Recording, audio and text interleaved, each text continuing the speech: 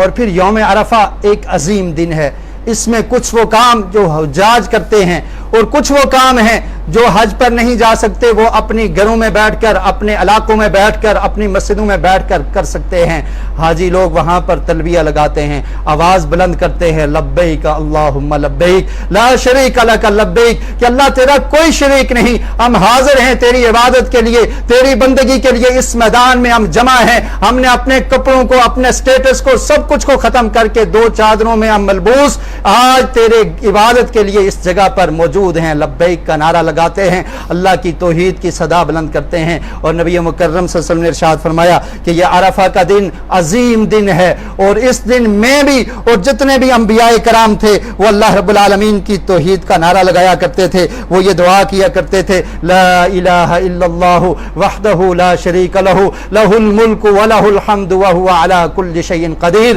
یہ کل کے دن 9 ذی الحجہ کے دن پڑھنے والی دعا ہے کہ انسان یہ دعا پڑھے۔ نبی مکرم صلی اللہ علیہ وسلم پڑھا کرتے تھے، آپ نے فرمایا انبیاء علیہم السلام یہ دعا پڑھا کرتے تھے کہ اللہ تعالیٰ تیرے علاوہ کوئی الہ نہیں، کوئی معبود نہیں، تو اکیلا ہی الہ اور معبود ہے، تیرے ہاتھ میں سب کچھ ہے، ہمارے پاس کچھ نہیں ہے، بادشاہ تیرے پاس ہے، عبادت کے لائق تو ہے، وَهُوَ عَلَى كُلِّ شَيْءٍ قَدِيرٌ، تو ہر چیز پہ قادر ہے۔ تو کل کے دن اس دعا کو زیادہ سے زیادہ پڑھا جائے۔ اور پھر یوم عرفہ کے دن جو کام کرنے والے ہیں ان میں سے سب سے پہلا کام یہ ہے کہ اس دن روزہ رکھا جائے۔ عرفہ کے دن روزہ رکھنا، نبی مکرم صلی اللہ علیہ وسلم کا ارشاد ہے، جو لوگ حج پہ جاتے ہیں وہ روزہ نہیں رکھیں گے، لیکن جو لوگ اپنی جگہوں پر موجود ہیں، اپنے گھروں میں موجود ہیں، اپنے علاقہ میں موجود ہیں، ان کے لیے روزہ رکھنا یہ نبی مکرم صلی اللہ علیہ وسلم سے ثابت ہے اور آپ کی سنت ہے۔ پیارے رسول صلی اللہ علیہ وسلم سے سوال کیا گیا، صحیح مسلم میں حدیث ہے، سئل عن صوم یوم عرفہ، کہ عرفہ کے دن کے روزے کے بارے میں آپ بتائیے۔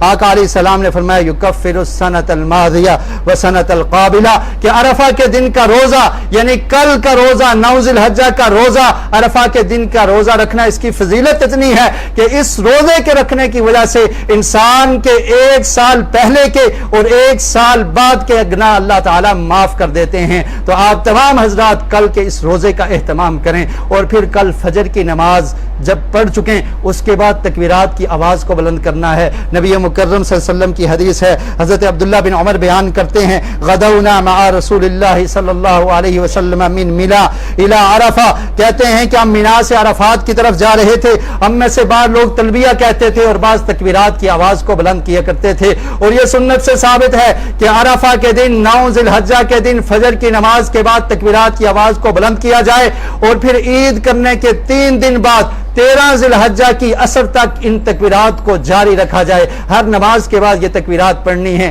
اللہ اکبر اللہ اکبر اللہ اکبر لا الہ الا اللہ اللہ اکبر وللہ الحمد اللہ اکبر کبیرہ والحمد للہ کثیرہ وسبحان اللہ بکرۃ واصیلا۔ مختلف الفاظ ملتے ہیں، اللہ کی کبریائی بیان کرنی ہے، اللہ کی تکبیرات کا، اللہ کی تکبیرات کے ساتھ اللہ کے ذکر کو عام کرنا ہے۔ اور ان 10 دنوں میں حضرت عبداللہ بن عمر رضی اللہ تعالیٰ عنہ، حضرت ابو ہریرہ رضی اللہ تعالیٰ عنہ بازار میں نکل جایا کرتے تھے اور پھر وہاں پر جا کر صدا بلند کیا کرتے تھے، تکبیرات کی آواز کو بلند کیا کرتے تھے۔ تو یہ تکبیرات کو ہم نے کل فجر کی نماز سے شروع کر کے 13 ذی الحجہ کی عصر تک ان کو جاری رکھنا ہے۔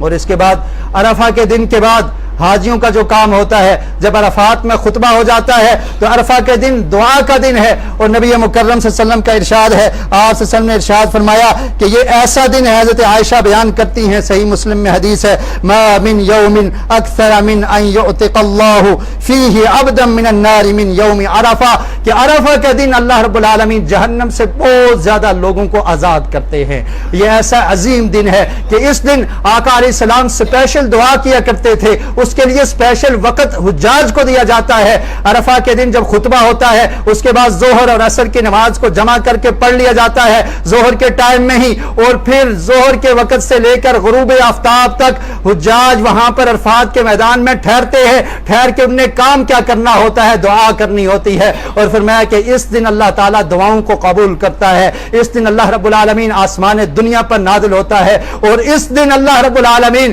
فرشتوں کے سامنے فخر کرتا ہے ہے کہ یہ دیکھو میرے بندے اپنے علاقوں کو چھوڑ کے, اپنے گھروں کو چھوڑ کے یہاں پر جمع ہیں. ان کے جمع ہونے کا مقصد کیا ہے؟ صرف میری رضا کے حصول کے لیے جمع ہیں, جنت کے متلاشی یہ لوگ ہیں, میری عبادت کے لیے جمع ہوئے ہیں. اللہ تعالیٰ فرشتوں میں فخر کرتے ہیں اور فرمایا کہ اللہ تعالیٰ اس دن سب سے زیادہ جہنم سے لوگوں کو آزاد کرتے ہیں. تو دعا کی کثرت کل کے دن کی جائے, زیادہ سے زیادہ دعائیں مانگی جائیں. امت مسلمہ کے حالات جس طرح جا رہے ہیں ان کے لیے دعائیں کی جائیں, اپنے لیے دعائیں کی جائیں, اپنے رشتہ داروں کے لیے دعائیں کی جائیں. اور جب عرفہ کے دن